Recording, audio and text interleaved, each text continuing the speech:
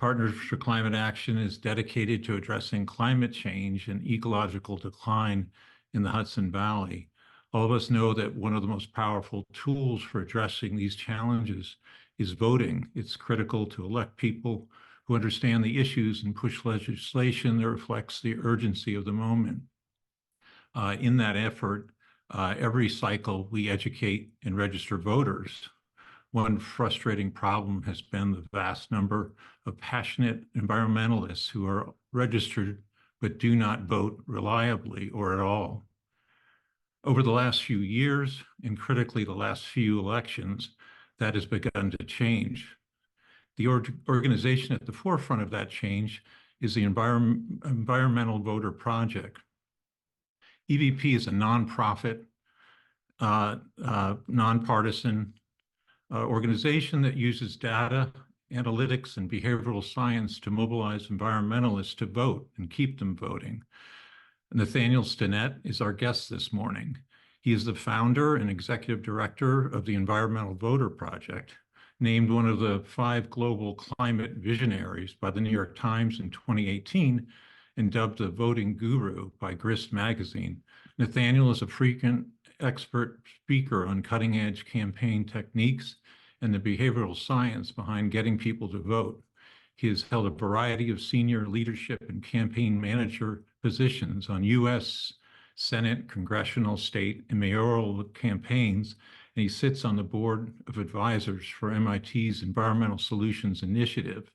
He holds a BA from Yale University and a JD from Boston College Law School, and he lives in Boston with his wife and 2 children. Nathaniel also has been an advisor to PCA from our very beginning. It's always exciting and enlightening to talk with him. He's going to speak for a half hour or so, and then we'll have a Q&A period for the remainder of our time together.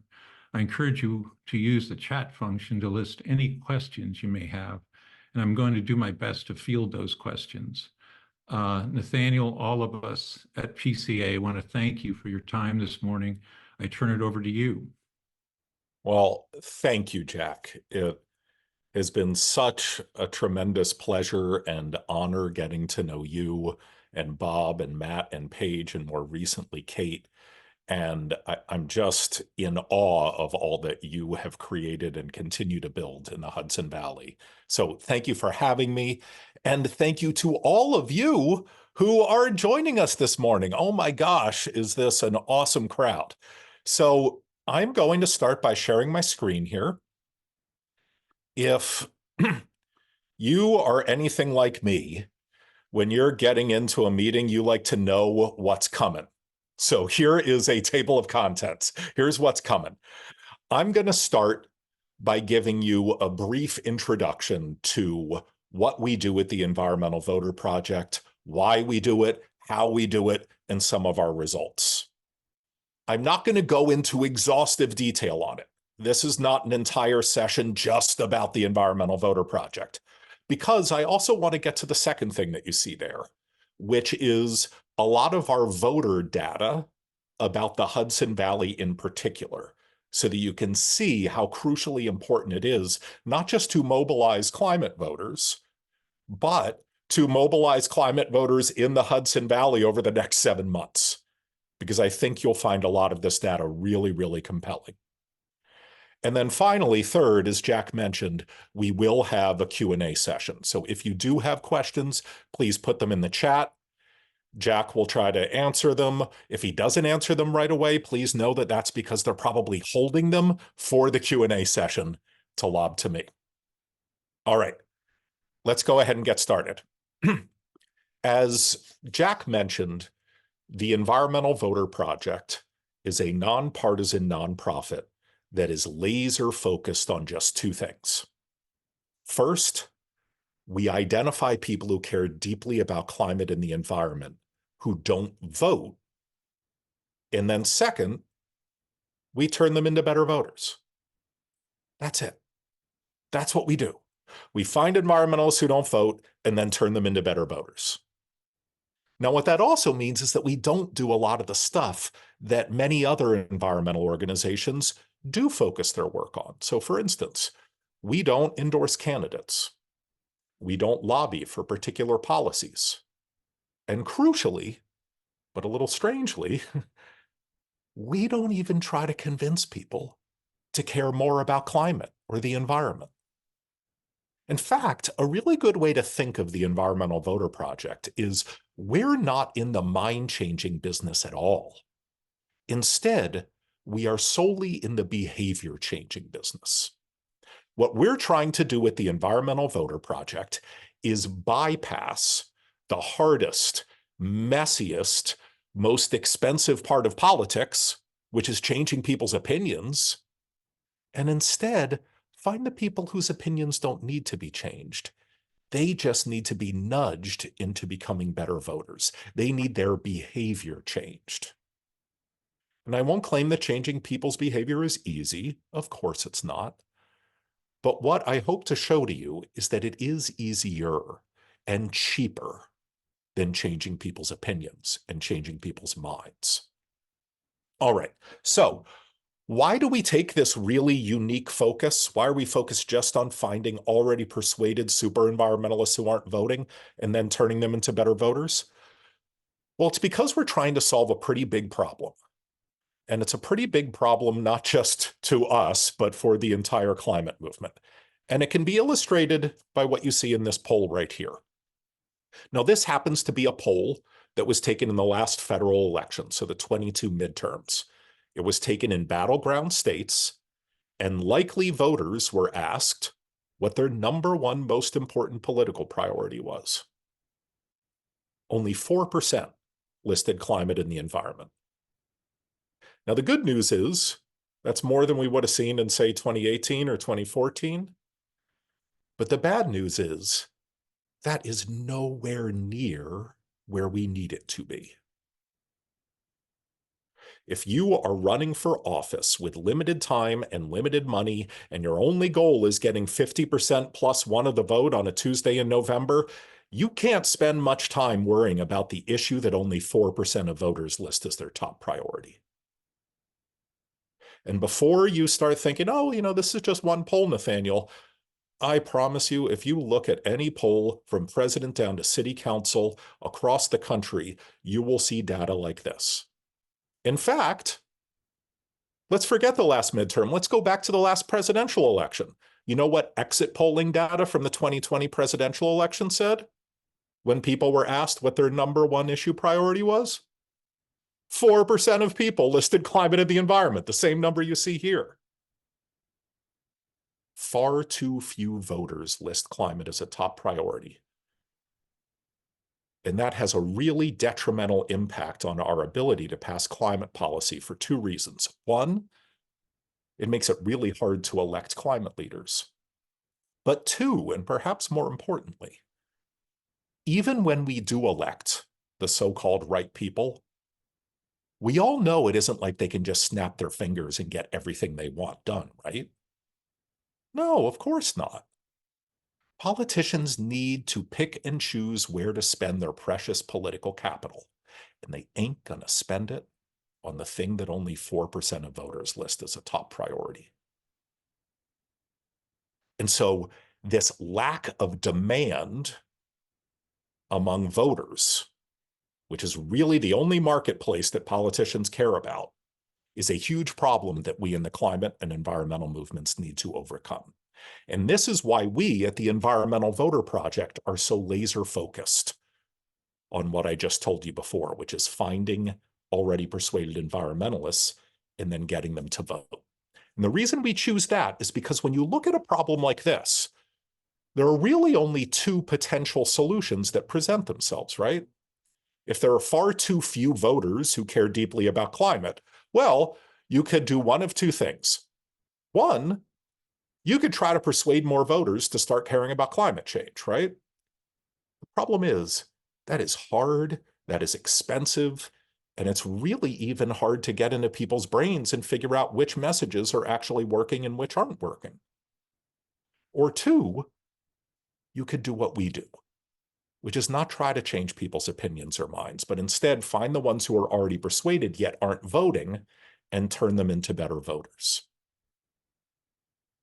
And There are two reasons for a lot of the things I'm saying. The two reasons why we do that are, one, as I said, it's a little bit easier, but also it turns out that there are tens of millions of these non-voting environmentalists out there. This is a huge, huge population of people. In fact, when you think like a politician does and you look at likely voter polls and you see, oh, only 4% list climate as a top priority, that often fools people into thinking, oh, there must not be that many Americans who care deeply about climate and the environment. But no, that's not the case. There are huge numbers of Americans, tens of millions of them, who care so deeply about climate that it's their number one priority. So why aren't they showing up in polls of likely voters like this? Well, for one pretty simple reason. They're not voting. They're not voting. And we spend so much time in the climate movement thinking about persuasion, thinking about how do we change people's minds? How do we get them to care more about this set of issues? But the simple truth is, we in the climate movement have much more of a turnout problem than a persuasion problem. And we have limited time, so I can't go into a lot of the numbers, but just very briefly, I'll say, our research shows that in the last midterm election, 13 million already registered voters who list climate as a top priority just didn't cast a ballot. 13 million. In the last presidential election, which was the highest turnout presidential election in American history, we still had 8.1 million dyed-in-the-wool super environmentalists who are already registered to vote stay home and not cast a ballot in an election that Joe Biden won by 44,000 votes. Now, I see many of you shaking your heads, probably in frustration, and I get it. I can get frustrated by this too. Like, dear God, why aren't these people voting? But what I would like to suggest to you is that this is an enormous opportunity, because we live in a moment in time where it's become almost impossible to change people's minds about anything, but especially about climate change. And what all of these people represent are folks who don't need their minds changed. They are already with us. They just need their behavior changed. And as I'll spend the next few minutes showing you, this is something that we know how to do. We know how to measure our impact, and we're getting some pretty amazing results. Very briefly, we use a 4-step process. And here again, I'm going to have to ask your forgiveness. We have limited time, so I'm not going to go into an enormous amount of detail on every aspect of our work. I don't want to presume to know what aspect of our work you're most interested in. That's what the Q&A is for, right? So very briefly, step 1, identification. We build what's called predictive models on voter files that enable us to individually identify people who have a very high likelihood of listing climate as their number one priority. Now, some of you might think like, wow, what do you mean by that? Well, first, these are the same tools that all sophisticated political campaigns now use to individually target voters. And second, the way that we do this is we poll tens of thousands of people, ask them what their number one priority is, isolate the ones who list climate change, and then learn as much as we can about them, looking at all of this public data and then trying to find other folks like them in their state. And it's a long iterative process, but at the end of it, what we're able to do is assign a score from 0 to 100 to every single voter in a state voter file, telling us how likely they are to not just care about climate and the environment, but literally list it as their number one priority over all other issues. And again, we don't have the time to go into tremendous detail here, and I'm happy to in the Q&A if you're interested. But for now, just know these techniques are shockingly accurate. Our ability, and I use R in the broadest sense, presidential campaigns, Senate campaigns, other sophisticated nonprofits, our ability to individually target people based on an issue they prioritize is extraordinarily accurate. So we identify these super environmentalists. Then we don't need the data scientists to help us with the next part, which is figuring out which of these environmentalists don't vote. That's public record. For those of you who don't know this, who you vote for is secret, but whether you vote or not, that's public record. It's public record what elections you vote in and what elections you skip. So we identify these super environmentalists. We identify them on voter files, so we know them by name and street address, and then we get rid of the ones who are already good voters. They don't need a behavioral intervention. They don't need the Environmental Voter Project. That leaves us with a population of people who we know don't need their minds changed about anything. They don't need to be educated about any issues. These are folks who, like, you shake them awake at night and they're going to scream climate change. They're just not voting. And so that leads us to step 2, mobilization. Here, we now know that we can be completely agnostic with our messaging, right? Like, we don't need to even talk about climate or the environment. We just need to get these people to vote. We could talk about chocolate chip cookies if that's the best way to get these people to vote. And so what we end up doing is we run hundreds of experiments called randomized control trials each year, isolating which messages work best with which subgroups of these non-voting environmentalists to get them to do one thing and one thing only, and that is start voting. We work with thousands of volunteers around the country to canvass and call and send postcards to them. We as a staff do direct mail and digital ad campaigns. And again, we are just laser focused on one thing, and that is turning non-voters into new voters and new voters into consistent voters. Step 3, habit reinforcement.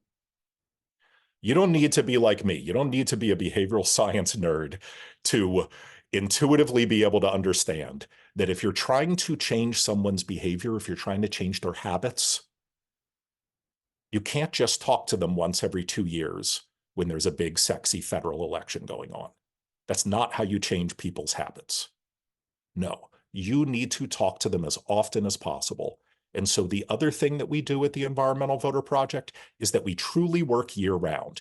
Every single election, local, state, federal, primary, general, special, we use as a behavioral intervention opportunity to turn folks into better voters. Just as an example, we've already been active in 137 elections just since January 1st. And that's not because all of them were important for climate policymaking. I freely admit most of them weren't.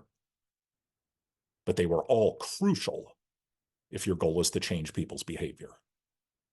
Because ultimately, we've got step 4. Our ultimate goal is to change the electorate.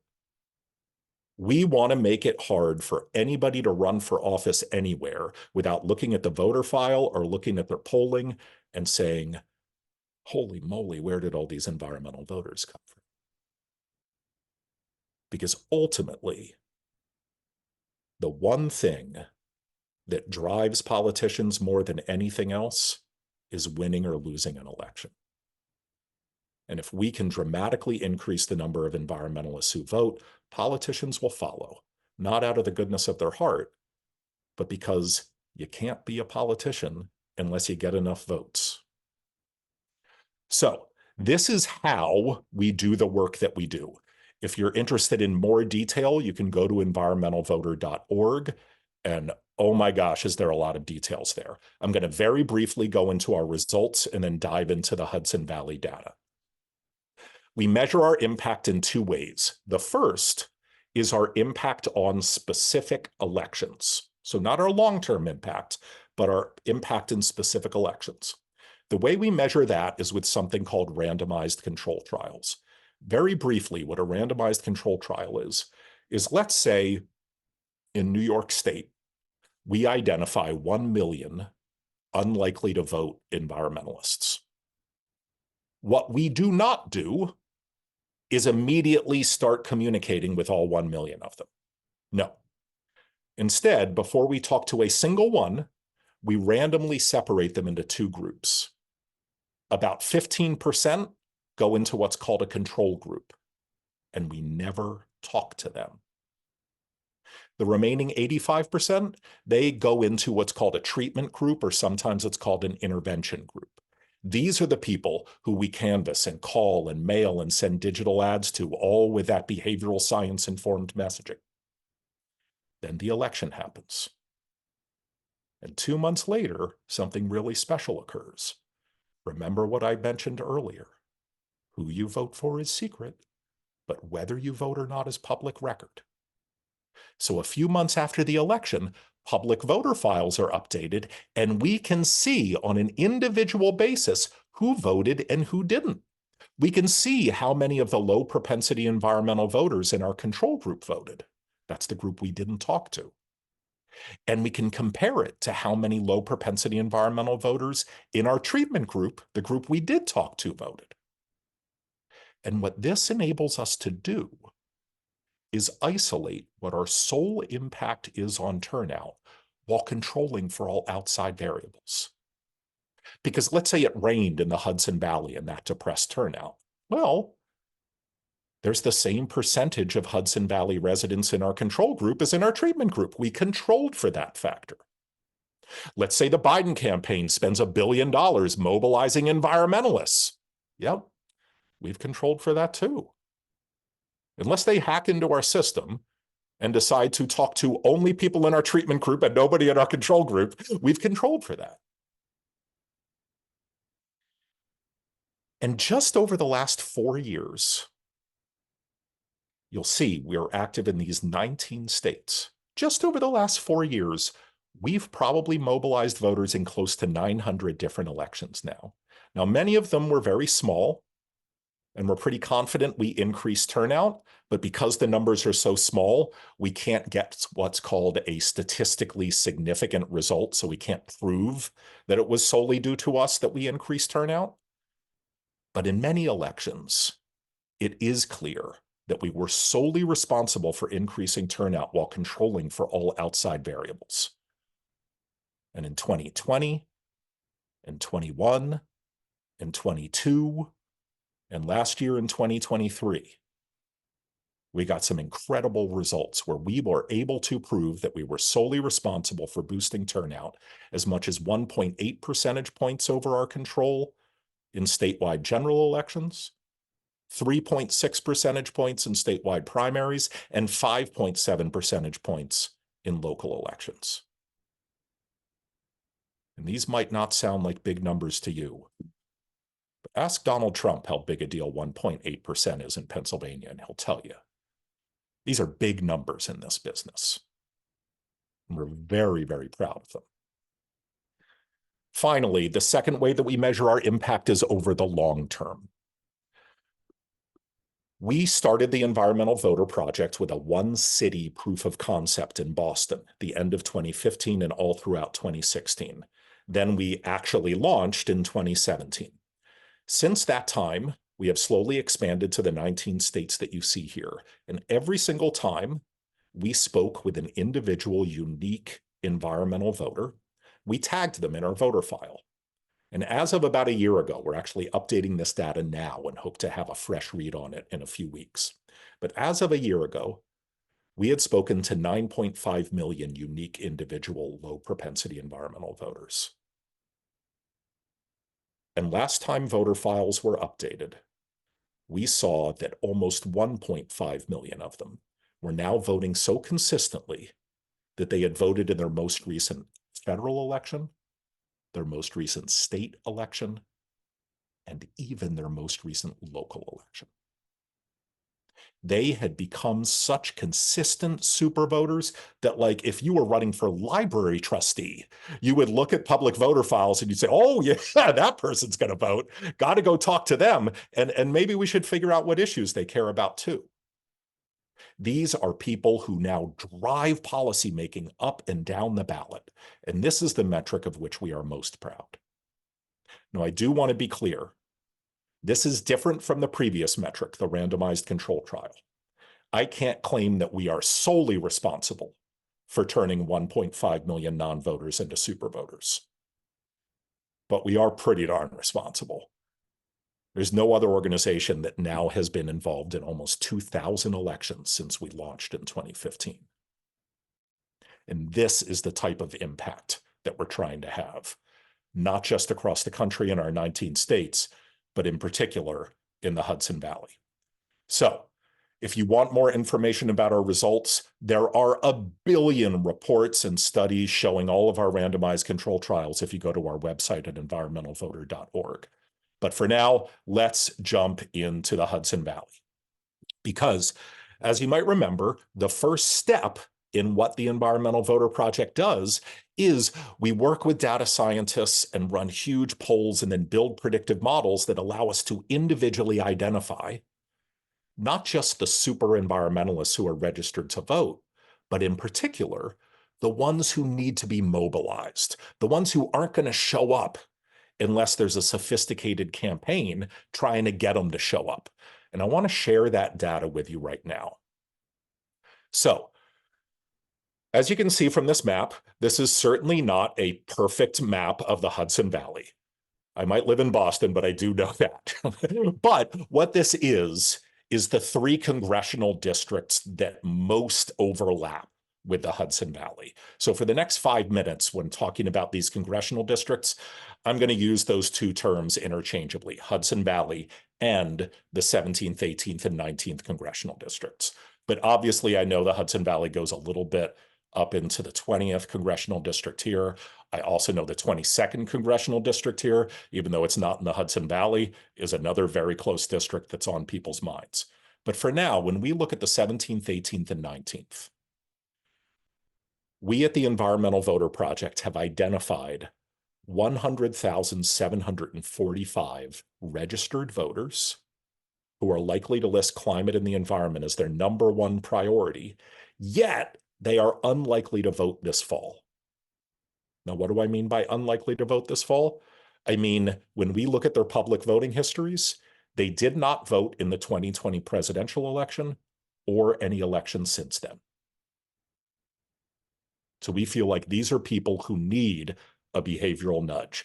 Now, to be honest, some of these people might be likely to vote. We just don't know it, right? Maybe they're 19 years old and they haven't had that many opportunities to build up a rich voter history. But we're not going to take a chance on people like that. And to be clear, this 100,745, that's after removing our control group. So these are the people we're targeting. And to give you some context, in these 3 congressional districts, there are only 1.6 million registered voters, and barely 1.2 million ballots were cast 4 years ago in the 2020 presidential election, if you take all these people who are in these current iterations of those 3 congressional districts.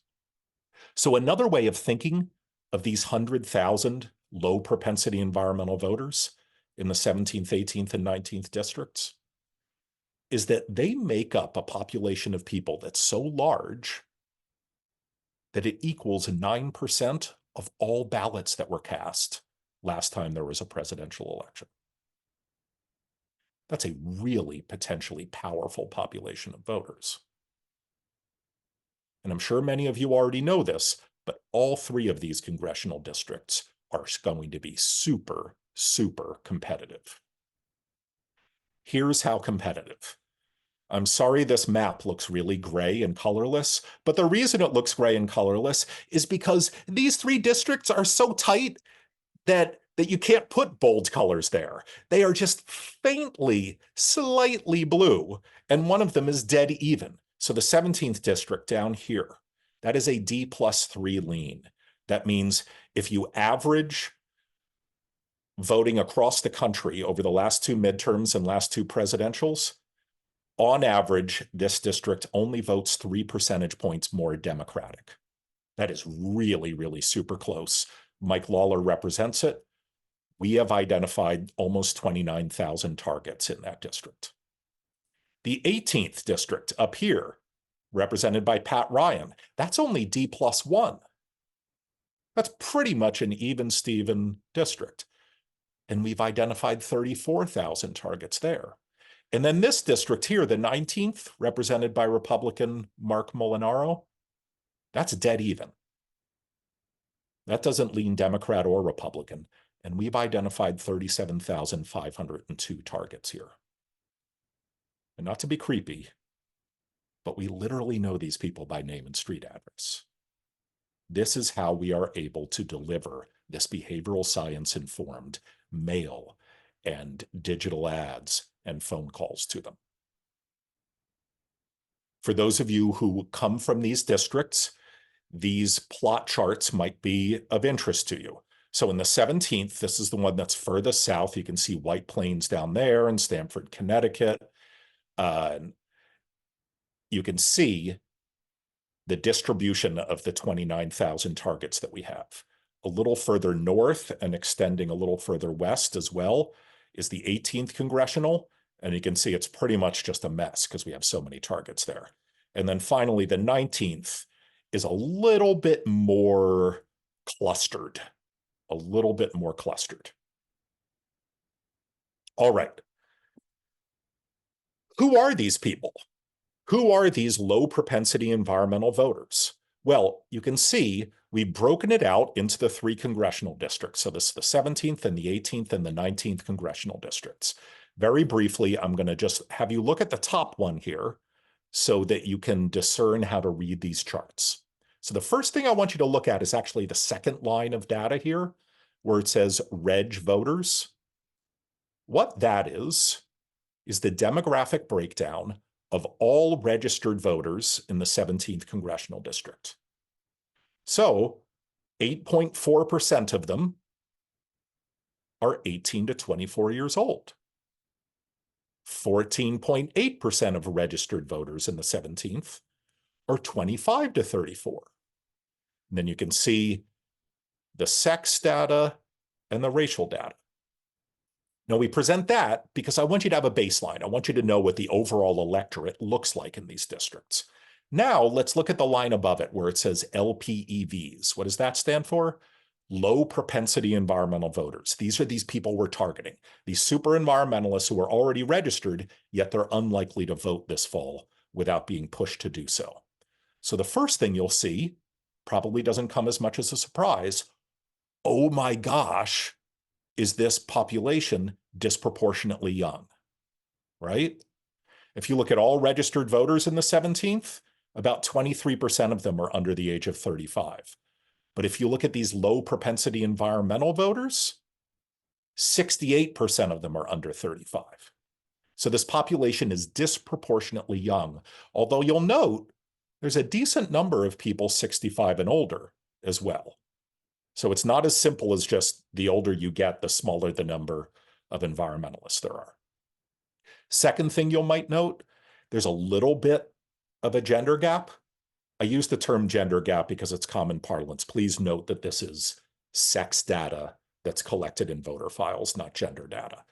But you'll see there's a little bit of a gender gap in the underlying baseline of registered voters, and then that's a little bit bigger in our population. Okay, so if there's a 4-point gender gap among registered voters in the 17th, there's probably a 6-point gender gap in our target population. And then, as comes as no surprise to any of you, the Hudson Valley is pretty darn white, but our target population of low propensity environmental voters is less white. It is disproportionately made up of people of color. Especially, you'll see Asian American and Pacific Islanders are twice as represented. They're twice as prevalent in our target population as they are in this baseline of registered voters. All right, I'm not going to go into detail in the 18th and 19th, but you can see that a lot of the trends are pretty similar. The only things that really start to stand out is that you'll see, especially in the 19th, we see that Black voters and AAPI voters really are disproportionately represented in our target populations, a little bit less so Hispanic voters. But in all of these 3 congressional districts, you can see this population of low propensity environmental voters is disproportionately young, disproportionately people of color, and slightly disproportionately women as opposed to men. All right. As we are heading into the next, 209 days, so less than 7 months, we at the Environmental Voter Project are going to be targeting a budget of $425,000 just on these 3 congressional districts, targeting these 100,000 voters. We will not just be keeping our powder dry and waiting for this fall.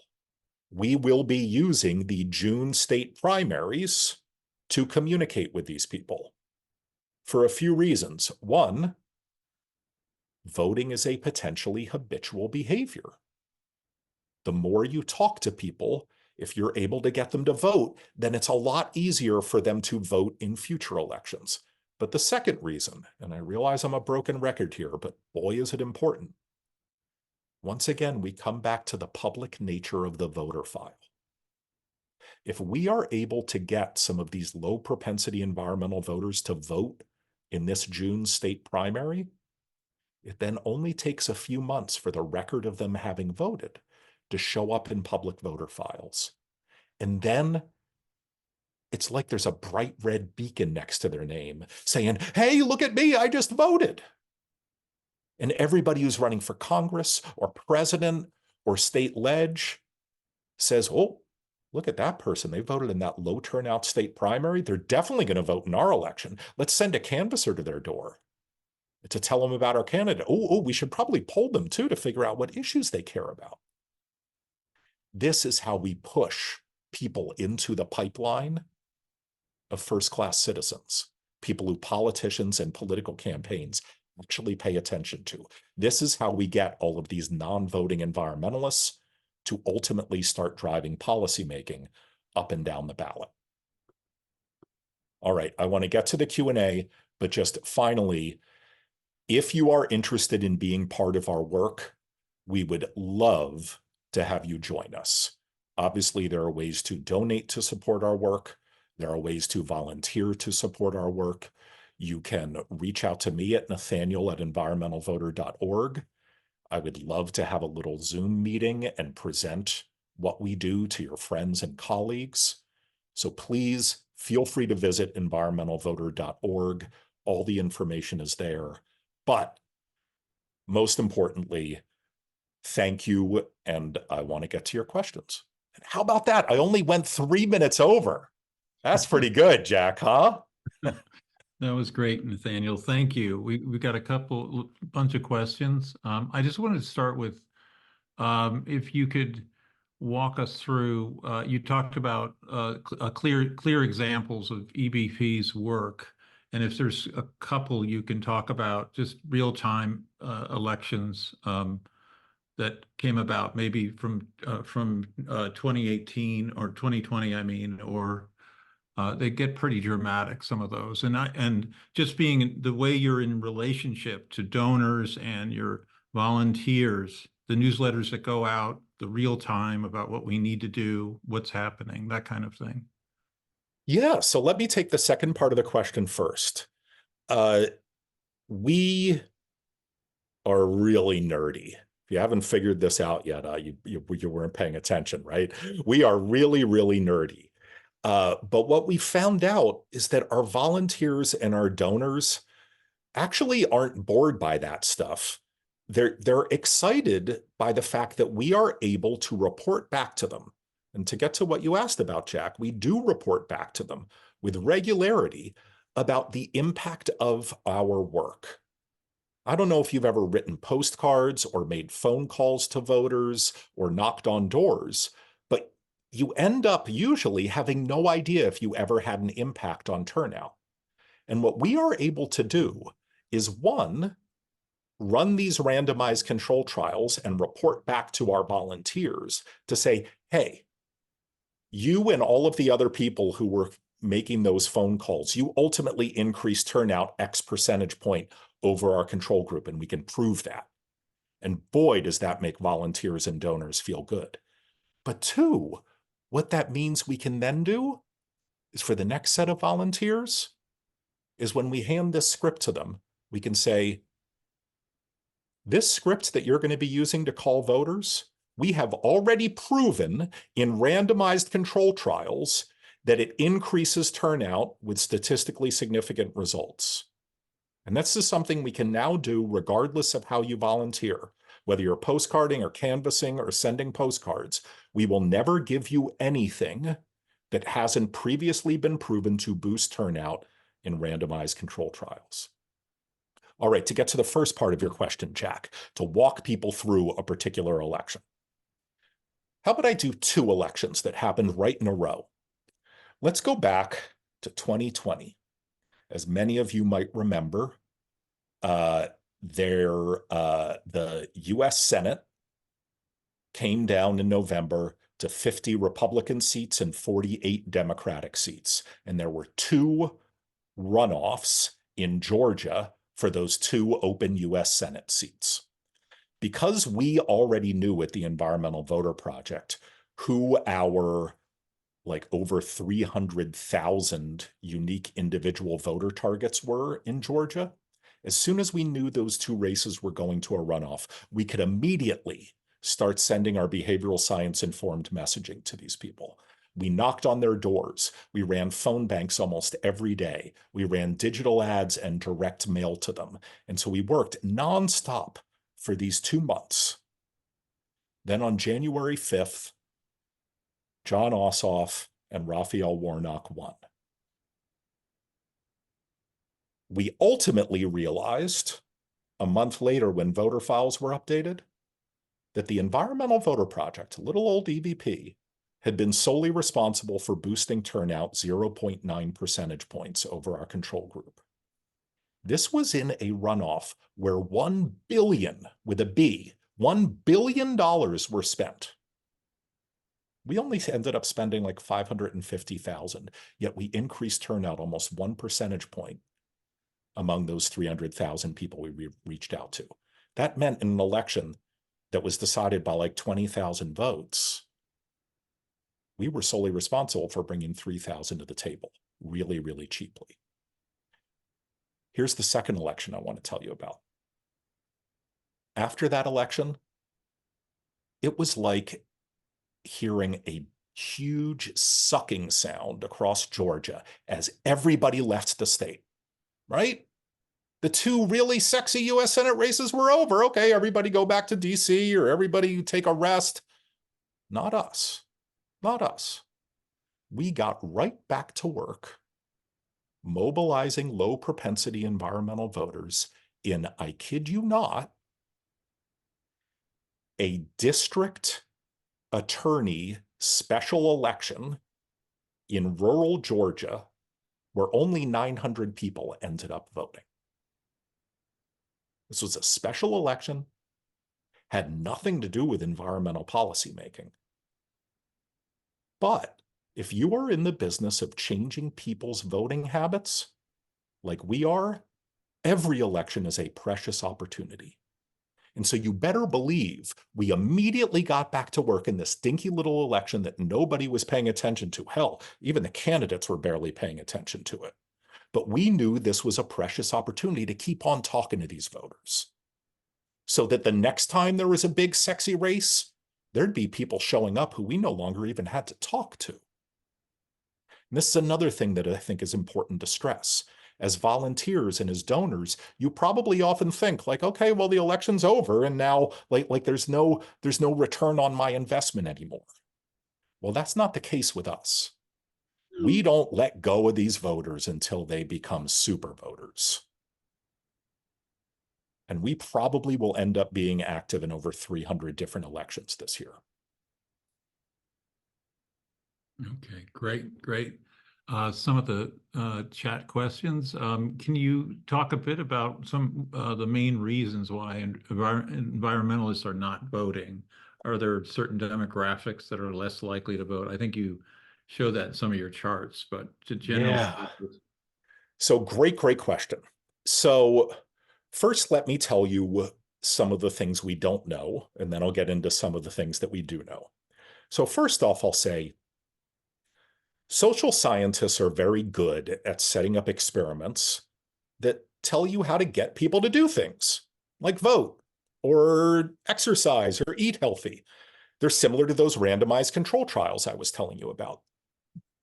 But what social scientists aren't as good at is figuring out why people don't do things, like why they don't vote. Really, the only tool you have is to ask them, is to poll them. And when you ask people why they aren't doing something that society views as important, like voting, they lie their pants off. They lie their pants off. And I'm not just saying that for dramatic effect. You go to environmentalvoter.org and click on our reports and studies tab, and you'll see one of the very first reports we ever wrote is called something like, "Why do people lie so much about voting?" And we could look at public voter files, and we were polling them, and we could prove that because there is this social norm that most people want to be thought of as good voters, everybody lies and pretends that they vote, even when we can look at public voter files and see for a fact that they don't. Okay, why am I bringing that up in this context? Because when you try to figure out why is someone not voting, it's really hard to trust the accuracy of what they're telling you. This is called what pollsters call social desirability bias. Often people will respond and give excuses that they think are the most palatable reasons for them not doing this thing that they know that they're supposed to do. So I won't go into tons of detail, but I encourage you to look at that report. If in your head you think, oh, clearly these environmentalists don't vote because they don't think it'll make a difference, or they don't think that politicians care about the things that they care about, look at this report. I think there's a whole lot of interesting information in there that will help you understand that's not what's going on at all. Okay, that's the stuff that kind of confuses the answer to that very good question. But what do we know? Well, the first thing, and the questioner alluded to this in their question, the first thing that we see is there's just a very simple demographic correlation going on here that's driving lower turnout. So people who care deeply about climate and the environment are disproportionately young, disproportionately people of color, and disproportionately lower income. What do those three groups have in common? They all vote less often. So part of what's going on is just the people who are more likely to care deeply about the environment vote less often. But there are a few things that are important to realize there. First, this is due to some very sinister stuff. The other thing that young people, people of color, and lower income people have in common is voter suppression. If anybody anywhere is trying to make it harder for someone to vote, chances are they are targeting people of color, young people, or lower income people. And those of us in the climate movement and environmental movement rarely think of voter suppression as being an issue that should be important to us, but like voter suppression hits at the beating heart of the modern environmental movement. So that's a very big reason why we're seeing lower turnout in this group, in these groups. But there's something beyond that, because the interesting thing is, let's say you just isolate Black voters. Well, the ones who care about the environment still vote less often than other Black voters. Or let's say you isolate 18 to 24-year-olds. The one who care about the environment still vote less often than other 18 to 24-year-olds. So what's going on there? Well, there's a lot of really good secondary evidence. So no direct causal proof, but a lot of really compelling secondary evidence that the source of that lower turnout is that we in the American environmental movement have a history of being oddly apolitical.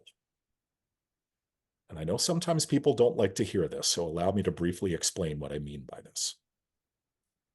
When I was growing up, if you asked me what it meant to be an environmentalist, to act on that, chances are I would have told you, recycle, pick up litter, something like that. Maybe more recently, maybe now if you ask people, they'll say, change what you eat, change the electricity you consume, change how you get to work. Now, all of these are very impactful and very important, but they are also strangely apolitical, right? I mean, would you ever hear someone who cares deeply about reproductive rights talk this way? Or someone who cares about gun control talk this way? I mean, when there's a horrific shooting, do people say, oh, I know what's going to solve this? I'm going to reduce the number of guns in my own home and just change my personal behavior. No, they immediately know that this is a systemic political problem that demands a systemic political solution. Yet we in the climate movement, for a long time, have not thought about these things as political systemic problems. We've thought of them as personal behavioral problems. And this is not our fault. This is very clearly the cause of a decades-long sophisticated PR campaign from fossil fuel companies that have run hundreds of thousands of ads trying to convince us to just ignore that coal-fired power plant back there and instead pay attention to yourself, Jack, because of the plastic water bottle that's in your hand, right? They're trying to blame it on us for having a $1 plastic water bottle so that we ignore the coal-fired power plant. And we bought it. We bought it hook, line, and sinker. So many of us spend more time worrying about our own personal carbon footprint than how we can reduce the amount of poison in the air that fossil fuel industry, corporations put there. And so there is no doubt that this is driving the lack of political engagement in the climate and environmental space. People don't think of environmental activism as being inherently political the way that, say, people in the reproductive rights movement or many other movements do. Okay, thank you, Nathaniel. We're creeping up on the end of the hour here. I just quickly, and maybe you touched on it, but there's people here from campaigns and districts outside the Hudson Valley.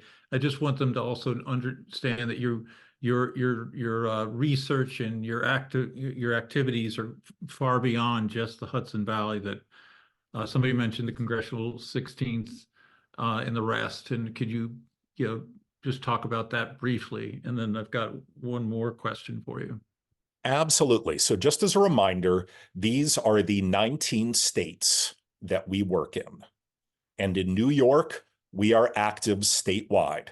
So yes, we will be active in the 16th. For those of you who are in the 20th and the 22nd, we are active there. We are certainly going to be active in Long Island, but we're going to be active even in congressional districts that aren't going to be competitive. Now, we might spend a little bit less money in those uncompetitive districts, but remember, our approach is to never let an election pass us by without at least having a light touch communicating with these low propensity environmental voters. Because let's say a year from now, there's a statewide ballot question in New York on an issue that's near and dear to environmentalists. Well, we want to have already built up more political power in the climate and environmental space.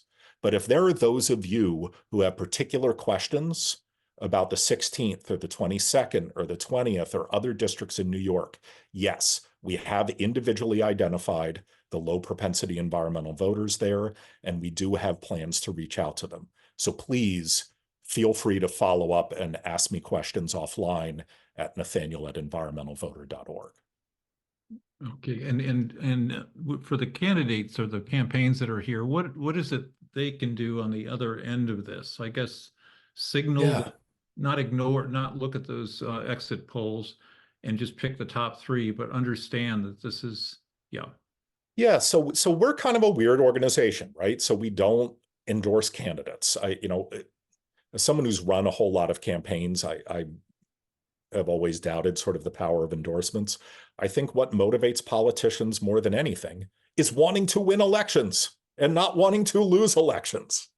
So what campaigns can do is incorporate the knowledge of what we are going to do into their campaign plans. So let's say you're running for a state Senate seat in the Hudson Valley. Just know that chances are there are 10 or 15,000 already registered voters who care deeply about climate and the environment, who are low propensity, but we're going to be going all out to drive them to the polls. Now, you can do without what you want. Most campaigns are smart, and you know how to win, and you know what you don't want to do in order to, if you want to avoid losing. But we feel like it is always easier for campaigns and politicians to lead on climate if they know there are going to be a whole lot of voters demanding that they lead on climate. So if you're out there running for office, just know that that demand is coming. Okay, another quick, we want to honor our, that we're going to stop at 9:30. A question about the behavioral techniques, specifically what you do, and maybe this can tie into another question that's wondering about how a voter is going to find out that a particular candidate cares about their issues, environmental issues. Yeah. So let me take the second part of the question first.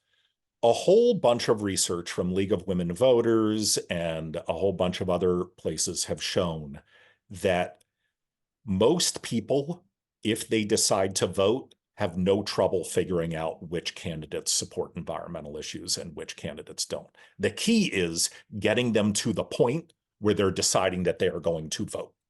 And I know that's hard to figure out. We like to think that they're connected, but a lot of the research shows it isn't. A lot of the research shows the real struggle is how do you get someone in the mindset of thinking that they want to vote?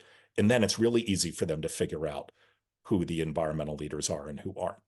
But to get to the behavioral science that we use, first on a theoretical level, then on a practical level, but I'm going to keep it very short.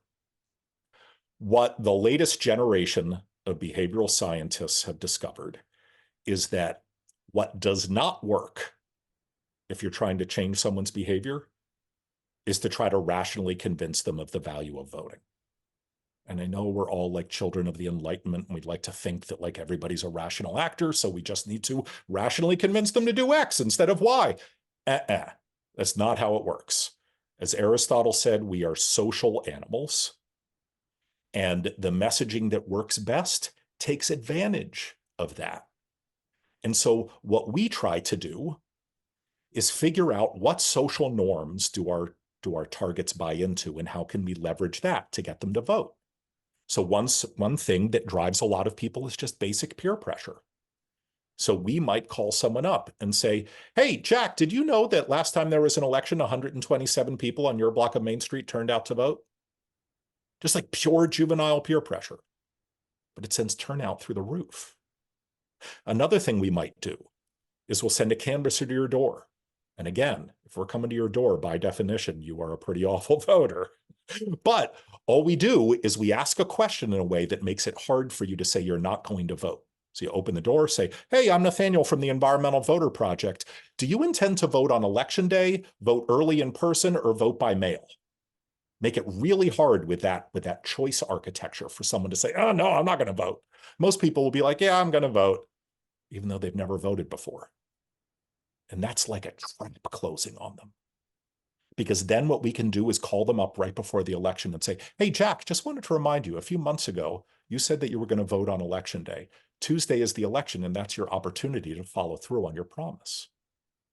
Well, now, instead of me trying to rationally convince Jack of the value of his one vote over a denominator of millions, I'm equating the act of voting with whether he's an honest person who keeps his promises or not, which is much, much more powerful.